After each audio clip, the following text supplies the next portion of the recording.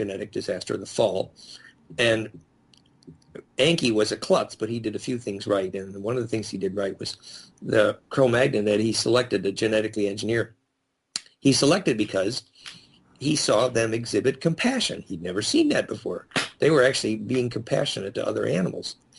And it turns out that that ability to feel outside as if it's inside, the physics of compassion, which is what makes your blood centripetal in the first place, Empathy. is the clue to putting soul back in, basically. Right. Now, you were saying that it's your belief that the human race has been, how do I say, tinkered with, has been messed with, has been adjusted. Well, do you think I that's think the better or worse? I think the Earth was a genetic library by design for many millennia, even before that kind of the Draco times, from the galactic core cultures. And everybody fought over getting a library card. But you don't get a library card if you don't know what DNA is for. Anyway, so we had a genetic diversity here which was priceless already, and that makes DNA more fractal, more centripetal, and dangerous, but cool. And so obviously everybody fought over getting access to the DNA library. And so, of course, we're the biggest trouble and the biggest solution around. The best soap opera this side of downtown and the whole story. Right. But it's more than that doesn't necessarily mean that we want the humans out in the universe messing with the adults. No, that's right. There's a quarantine going on. But the fact is that there's a seed of something the universe desperately needs, which is the form of glandular emotions that teaches star steering, basically. It, like the Andromedans said, they were in awe of how fast we could switch emotions. We get the best transistor around. And that means that eventually we are going to steer stars with our glands. So humans have that. Pardon? Potential. Humans have that potential. Humans have that. That's right. That source code. The possibility of intense glandular emotion is something that lots of ETs are very jealous about. Right. And which is why it's such a busy place here with... That's right. The line of people who want to incarnate here, it's a long line. Not to mention all the ships that are showing up. It's we are the best show around, and obviously all them different ET races that independently interfered even historically. Stuart Swerdlow got a lot of that right.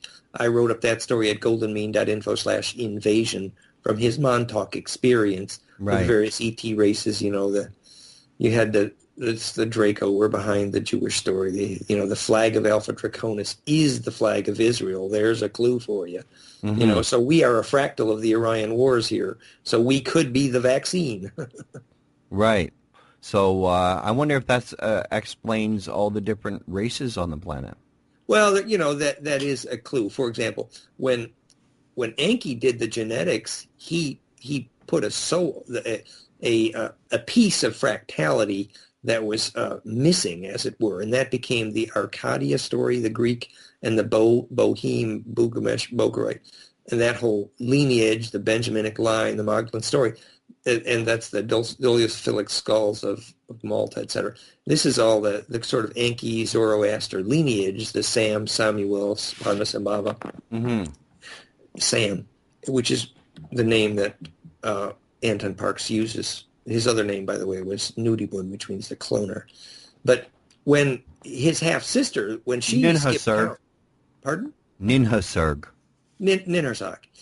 But so when the half-sister Ninhursag, when she gets angry because her brother's just made a nuclear mess of Sinai and goes to the Orient and sets up the Draco cult called, China, basically, she did not take Enki's genetics with her. No. And so the original Oriental skull is smaller and does not have the high brain, you see. And so that's why you have the dragon cult there, but you do not have Enki's genetics. Of course, now you have some genetic diversity, but originally, you have the very expanded amygdala, which is the mouth of the snake brain in the Orient, and they will scan you from there, but you do not have the high brain development or the bliss capability, actually. Okay. So that's the difference between the classic Draco, Uru, versus what Enki crossed when he crossed the Cro-Magnon. Another example was that this Rh negative story is, the highest Rh negative blood on Earth is UK. We only hug our dogs and our horses. It's an old joke, but effectively you have limited compassion because Rh is negative, which means rhesus monkey ain't there. The rhesus monkey had the compassion part, whereas the reptilian did not. But the reptilian was the shapeshifter. It doesn't mean the reptilian's the bad guy. You can get good DNA, good It's just different genetics. But the Rh negative means the Enki's part of the story was missing, actually. Mm-hmm. Yeah, nature doesn't deal in good and evil. No, Nature that's deals right. in balance Good is and imbalance. Yeah, good is only defined as charge propagation efficiency. Everything that serves charge propagation efficiency is good. Everything that inhibits charge from being distributed well and fractally is called evil, which simply means failure to embed. Right. Right. Okay. You know what? Do you have any? Have to cut it short here. Do you have any conferences coming up? Are you giving any lectures? I think we have 2 events in Melbourne, February and March. We have a couple of events in Byron Bay, and then we have Italian events in April, and then we'll probably have a whole new calendar in Europe again next year. I don't know if we're doing anything in North America. I think our South America tour this year is going to mostly be virtual. So stay tuned. The calendar's at goldenmean.info/course. You need to come up to Canada. You ever come up to Canada and talk? We did the last too damn 4 cold up years. here. We're there almost every year. I think we'll probably get there next year again. We have some wonderful friends in Halifax and Vancouver. Okay, how about Toronto? I haven't done lectures in Toronto in a long time. We did Vancouver, Calgary several years running, but Okay. I haven't done Toronto in probably 5 or 10 years. Oh, well, if you want to, just let me know. We'll set it up. Well, thank you. Maybe next year we can have some fun. Who knows? Sounds good. No, I mean, we've set up conferences here in the past. Me and my co-host, Tom Theophanis, he's big on doing that. He used to run the Toronto MUPON, Ontario MUPON. He was the president. He used to set up conferences all the time. So I see. That relates to what we're doing in Melbourne with those groups too. Well, let's talk about it. We'll cook up some fun. Maybe late summer, fall, 2011. We'll see. Sounds like fun.